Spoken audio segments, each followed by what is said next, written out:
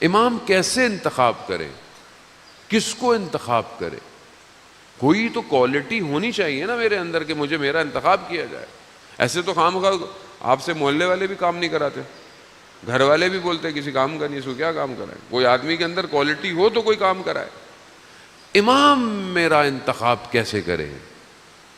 کوئی بھی سید الشہداء کے صحابیوں جیسا نہیں ہو سکتا، مگر انہوں نے راستہ بتایا ہے، انہوں نے وہ طریق بتا دی کہ اس راستے پر چلو تو ہمارے جیسے ہو سکتے ہو، ہمارے قریب آ سکتے ہو، راستہ بتا دیا۔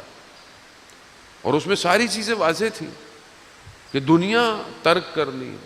دنیا ترک کرنے کا مطلب یہ نہیں کہ آپ گھر بیٹھ جائیں سارے، نہ، یعنی اپنے ساری چیزوں کو امام کی طرف موڑ دو، امام کی طرف بڑھ جاؤ۔ اس میں پہلی چیز انسان خود ہے۔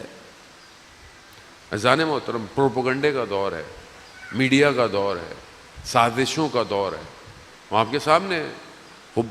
میڈیا کیسے کام کرتا ہے، ذہنوں پہ کیسے کام کرتا ہے؟ ذہنوں کو آپ ایک چیز آپ کو بتائی جائے، قرآن بھی کہتا ہے جب کوئی خبر لے کر آئے تو تصدیق کرو، بغیر تصدیق کے خبر کو آگے مت بڑھاؤ۔ قرآن کہہ رہا ہے کوئی بھی خبر آئی، جب ہدہد حضرت سلیمان کے پاس خبر لے کر آیا کہ جو ہے وہ ایک جگہ پر ایک جو ہے وہ خاتون ہے، وہاں پر ایسا ہے، اور وہ جو ہے وہ بتوں کی پوجا کرتے ہیں، وہ خدا کو نہیں مانتے ہیں۔ تو حضرت سلیمان نے وہ کہ جانوروں کی زبان جانتے تھے مگر ایکسیپٹ نہیں کیا، فوراً کہا کہ اگر یہ خبر جھوٹی ہوئی تو میں تمہاری گردن اڑاؤں۔ اللہ کے نبی ہے، قرآن کہہ رہا ہے کوئی خبر لے کر آئے۔ دشمن کیا کرتا ہے، اور آج کل جس دور کے اندر ہم ہیں، دشمن خبر کو کریٹ کرتا ہے۔ مثال کے طور پر شام میں کیوں ایسا تھا کہ لوگ امام علی کو نہیں مان رہے؟ شام میں ایسا کیا تھا کہ جب امام شہید ہوئے تو لوگ کہتے تھے امام علی اور مسجد؟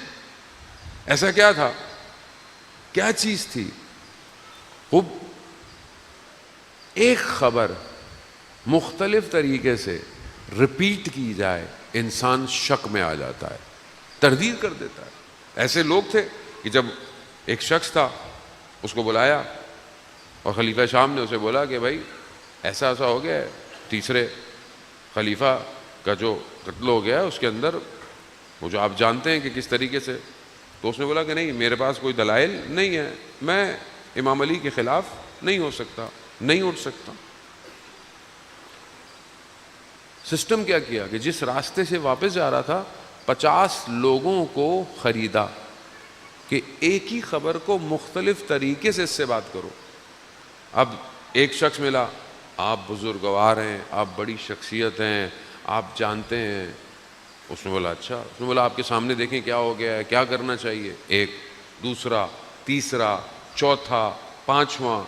جب اتنا ہوا تو اس کو خود کو شک ہونے لگ گیا کہ جو امام کو حق مان رہا تھا وہ تردید میں شک میں آ گیا۔ آج دنیا ایسی ہے، پروپیگنڈا آپ کے سامنے۔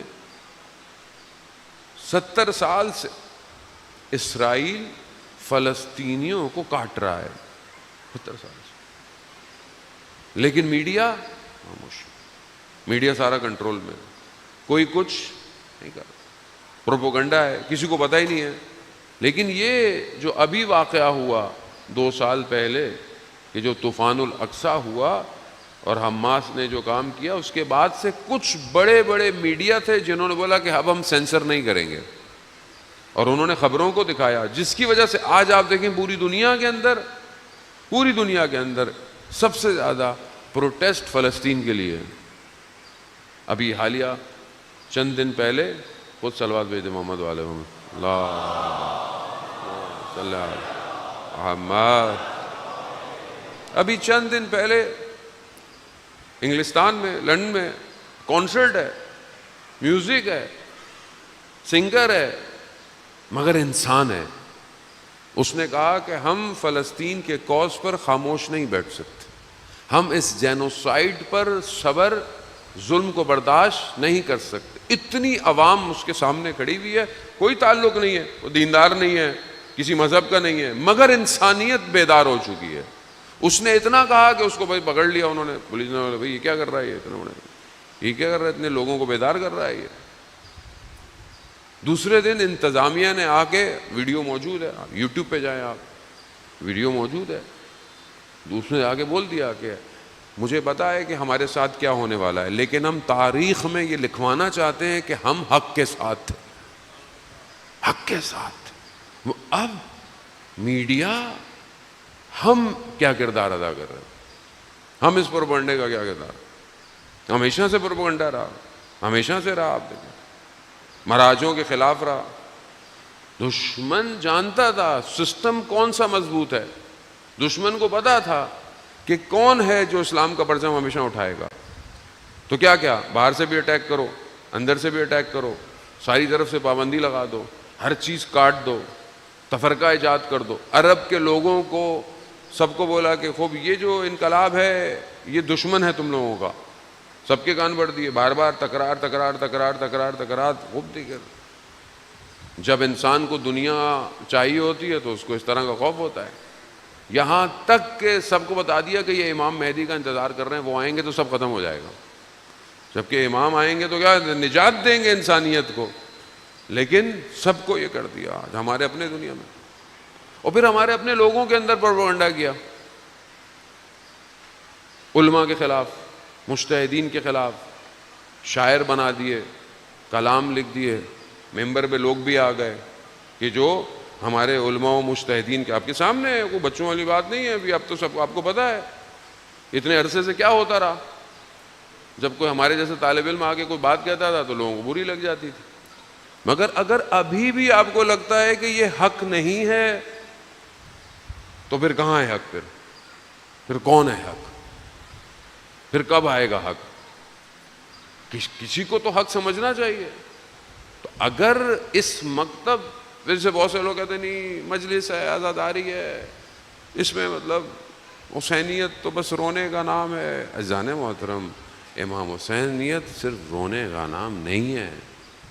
بے شک امام پر گریا قطرہ آنسو کا جہنم سے نجات دیتا ہے، مگر یہ رونا ظالم کے مقابلے میں کھڑے ہونے کا نام ہے، کھڑے ہونے کا نام ہے، مضبوطی کا نام ہے. اس بیداری کو کیسے ہم اپنے امام تک پہنچیں گے؟ اس کے لیے ضروری ہے کہ ہم معاشرہ سازی کریں، پہچانیں کہ ہماری ذمہ داری جو ہے وہ کیا ہے جانے موت، اور انڈیویجول اپنے آپ کو پاک کرے. بغیر عشق، بغیر محبت امام تک پہنچنا ممکن نہیں ہے. اس عشق میں اپنے آپ کو گرفتار کرنا پڑے گا. زندہ آباد، زندہ آباد، مردہ آباد، زندہ آباد. اللہم صلی